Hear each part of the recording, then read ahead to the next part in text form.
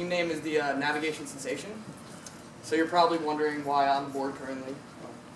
Next up on board.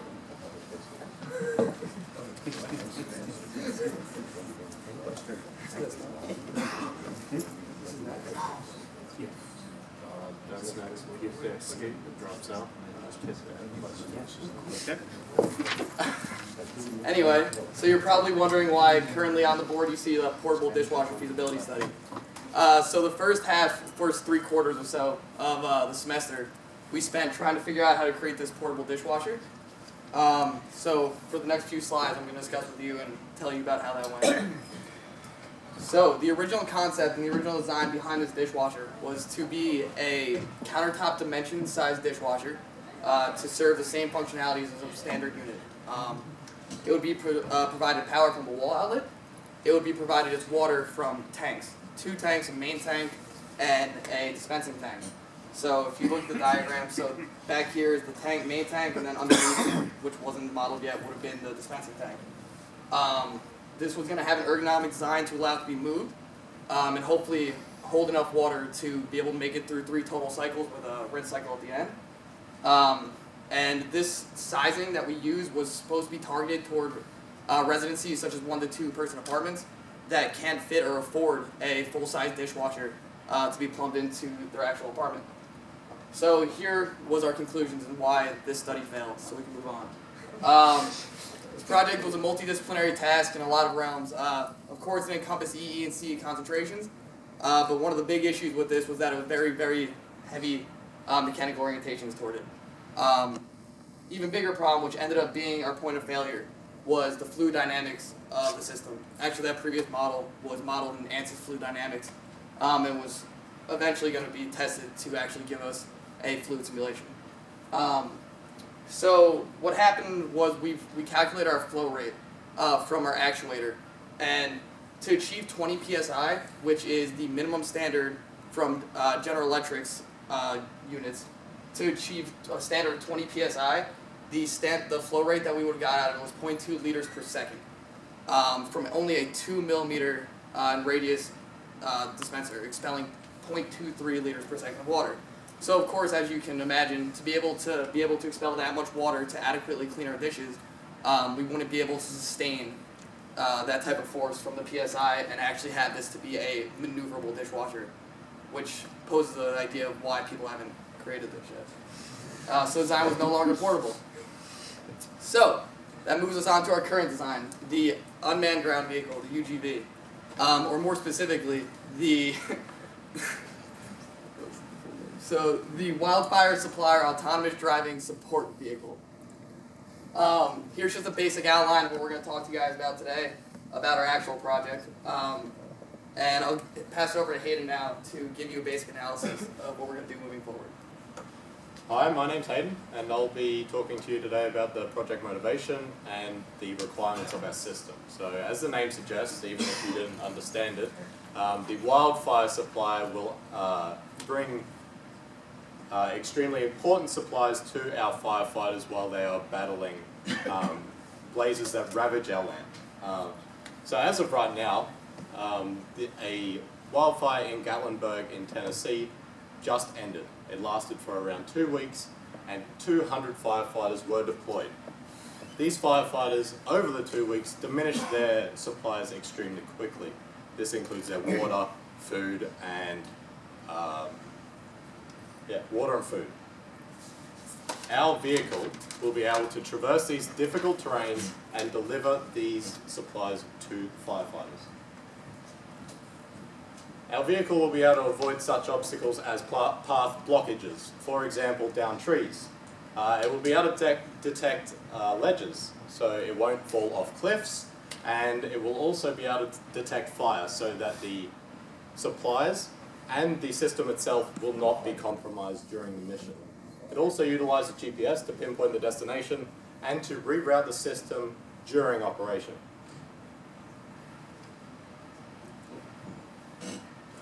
Sorry. I'll now introduce our team, the Navigation Sensation. As I said before, my name is Hayden Clark, and I am a co-project manager. I am an electrical engineer, and I will be taking the lead on motor control. I'm Lena, electrical engineer, and I'm specialized in practical instrumentation. I'm Daniel Biondi, electrical engineer, co-project manager lead. I'll be taking the lead on the software implementation. I'm Gerard DeBolt. I am the computer engineer on the team, and I'll be specializing in software engineering. So as our team is very multidisciplinary, I believe we are the right team to make this task our own. So as our project will only be a scale model of a full-size prototype due to our budget and time restrictions, our market requirements must also be scaled. So therefore, we must be able to have the machine travel 1 kilometer to the destination and then return back home. It must also be able to travel within 10 meters of the destination so that the supplies are easily accessible for the firefighters to collect. It also must traverse hard terrain along the way. Therefore, our vehicle must be able to travel at 1.5 kilometers per hour, up an incline of 15%, while carrying a payload of 15 kilos. This is all while avoiding blockages. As our system requirements are driven by our market requirements, they are bolded in this slide, which you might not be able to see, unfortunately. These market requirements are then split into modules and components. The modules will control the basic functionality of the machine, while the components will be there for the machine to function. Our interfaces that we will be using are EECE410 and USB, and will connect our microcontroller to our components. I'll now hand over to Gerard Bold, who will take you through the standards and our modules. So in order to make our design market ready, we need to utilize a number of standards and interfaces to ensure interoperability and a high level of quality. The first of which is regarding GPS, with results to accuracy and reliability.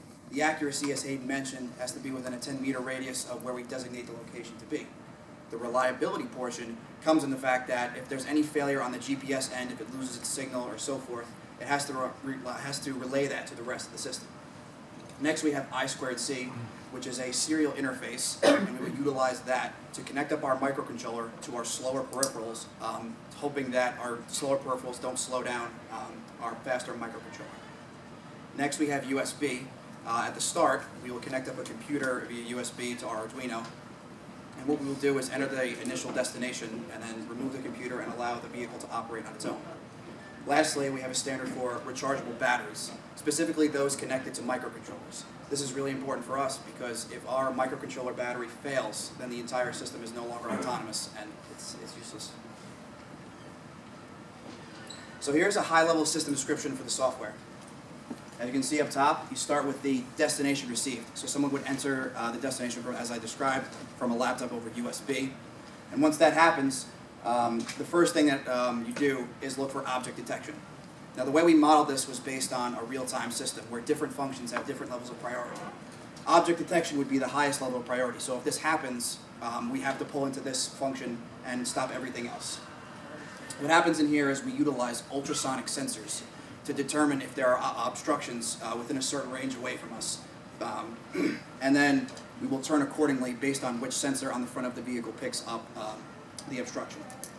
After this concludes, we will continue forward motion towards our destination, also utilizing a magnetometer to make sure that the front of our vehicle is pointed towards our destination.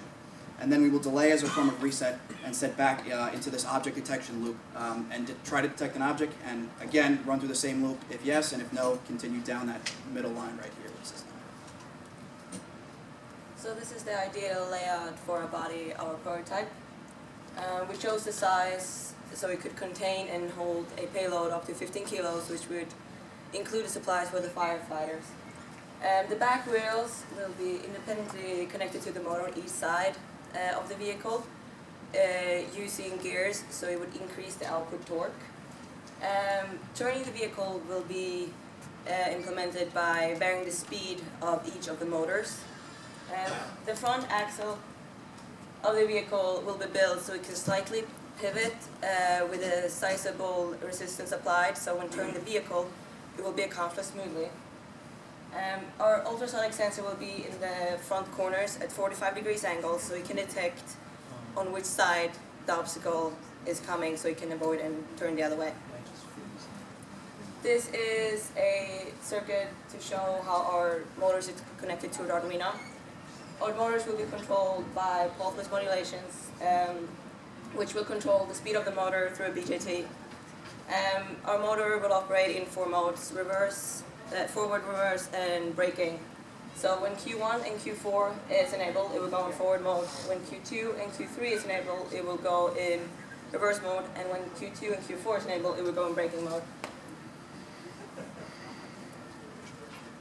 So as Hayden mentioned before, our modules represent our software designs, and as this title suggests, this is our motion control. What happens here is we start with our ultrasonic sensors, which send out a high-frequency pulse and look for a reflected wave of that pulse at a certain distance to determine if there are objects in the way. The microcontroller then interprets that response and adjusts the motors accordingly. Since our motors are controlled independently by the Arduino microcontroller, we can speed up the left one or speed up the right one in order to allow the system to turn and avoid the blockages. We also are going to use our infrared thermometer to be able to avoid obstructions that are ablaze and could potentially damage our valuable components. The navigation module will determine the current position of your vehicle, the final destination, and the direction to get there by using GPS receiver and a magnetometer. We will use the GPS receiver to determine your current location, and when the final destination is set, this module will calculate the angle and direction towards your final destination. The magnetometer will be used to calculate your heading of the vehicle, and how much it needs to turn to face the final destination. When the vehicle is in motion and it detects an object and it turns, this module will recalculate its position, where it's heading, and a new angle for the final destination, so you can turn in that way. And this will be done continuously throughout the travel. For building these kinds of vehicles, you need to consider the environmental conditions. This vehicle is driving towards a wildfire, and we don't exactly know where this fire is. And to protect it, we don't want it to drive into it. This will be done by implementing an infrared thermometer sensor, which will take an average temperature of its range of view and then choose the coldest path to travel. Another issue with heat is that the US sensor depends on the speed of sound to measure the distance to its obstacles, and the speed of sound is dependent on temperature. So we will use a thermistor to measure the temperature that we can later use in our calculations. So with our project comes some associated risks, the biggest of which for us is time. Because we switched our project so late in the semester, time will be of the essence, and we've had to double our efforts currently, and we will continue to do so over winter break and during the spring semester as well. Difficulty. There are a lot of different components and functionalities that have to come together and work, both hardware, software, and mechanically, for this project to be a success. Budget. We are working with a scale model here, with the concession that if we had more money, we would invest that into better parts that can handle more supplies and higher heat temperatures. Our goal to deliver is to focus on a lean startup model, where we research a lot at first, and then we develop our basic functionality as determined by our market requirements. Then we build on top of that added functionality to make a great product for our users. Our team is going to be split into our hardware and software engineers running in parallel. While this could speed up our process, if one team falls into pitfalls, then they could hinder the whole project. Okay, so of course for our project specifically, because our time restraints, an incredibly important aspect of this is how we're planning this out and what are we going to do moving forward step by step. We want to make sure that everything's done in an economically efficient manner to make sure we don't waste even a single day. Right here is just what we've done thus far within the last 3 weeks to make sure we got to this presentation in time. And then moving forward, here's our pending project plan. I apologize for the small text. It was hard to get all this on one slide to present to you guys, but I'll go over all the basic functionality, and if you can see it, I'm going to point to something with the laser pointer. So as Gerard already touched on, over the winter intersession, for other groups, they're going to be able to relax a little, but we need to make up a lot of time. So over this winter intersession, we need to have all of our research for each individual peripheral acknowledged and ready to be implemented when we come back. So that meaning, when we get here, our system requirements for the final design will be completed. immediately within the first 11 days when you have our system requirements completed, therefore allowing us a completed BOM. By having our completed BOM, we'll be able to start ordering parts. For a system such as ours, very scalable. As we've already discussed, as of right now, we have our set peripherals that are going to be included to meet our market requirements. But this can be scaled upwards or downwards to fit whatever we can get done within the time restraints and budget constriction. So once we are able to get our completed BOM, we'll start ordering our parts. This will happen over the extended period of time, and then we'll move on to probably the most important part of our plan, which is our testing phase. Our testing phase works intertwined with our actual composition of the modules and implementation of the hardware. So as he was discussing earlier, we are running in parallel between our software and our hardware teams in engineering. So each module will be created and tested on its own on a function by function basis. So a function for each peripheral will be made. From there, the individual peripheral will be tested with this function through the Arduino to see if that operated correctly. After that function is complete, you move on to the next, but as the hardware is tested, the software team will still be testing and creating the new function. This is done to make sure that there's some possibility that this is completed and we're up to prototype testing in time for May. So once all of the individual peripherals have been tested, we take them all, interface them together, and put them on a single chassis. The chassis will contain all the various peripherals, be able to pull the pull grid, and have everything working in terms of the motors and separate components. So then we'll move on to our final testing protocol, which is the prototype testing, and hopefully be at the conclusion by the end of the semester. So this is the list of the components that we decided to use. The parameters for the motor and the batteries are dependent on our market requirements, such as distance of travel, speed of travel, maximum incline, and maximum payload. Many of the peripherals we've chosen is Arduino based, which means that Arduino might have some libraries for them, so it will be easier for us to implement in the end. As should be expected, our funds are going to be rapidly exhausted during our acquisition phase of the materials. However, this will allow us to achieve a basic functionality much quicker and following the lean startup model. After this point, the remaining budget will then be used for maintenance of the system as well as the potential for adding functionality. Our system has been split up into two parts, 70% of which is the basic functionality of the system, while the remaining 30% of the budget will be used to create the chassis, to maintain the system, and to potentially add some functionality. So all in all, our project is a response to the need of firefighters. When we need them, they need us to help, and we have the solution. I'd like to thank the EECE department for the funding, and I'd also like to thank Dr. Horan for helping us through the extremely late project switch. Thank you very much for listening.